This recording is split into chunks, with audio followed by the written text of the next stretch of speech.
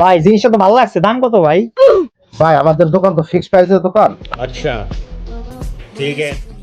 2500 টাকা রাখা যাবে ভাই। হলো ভাই, এত দেওয়া পারবো না ভাই, 900 টাকা রাখেন। আরে না ভাই, এটা তো ফিক্সড প্রাইসের দোকান, 2500 টাকার নিচে দিতে পারবো না ভাই। আচ্ছা ভাই ঠিক আছে তাহলে।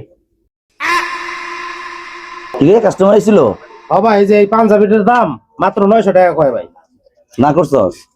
হ্যাঁ ভাই, না করে দিছি। দোকান তোর? না, দোকান তো আমার না ভাই। তাহলে টাকা তুই করাইছস? না। তো তুই না করার কেডা? ভাই এদিকে আন তো, এদিকে আন।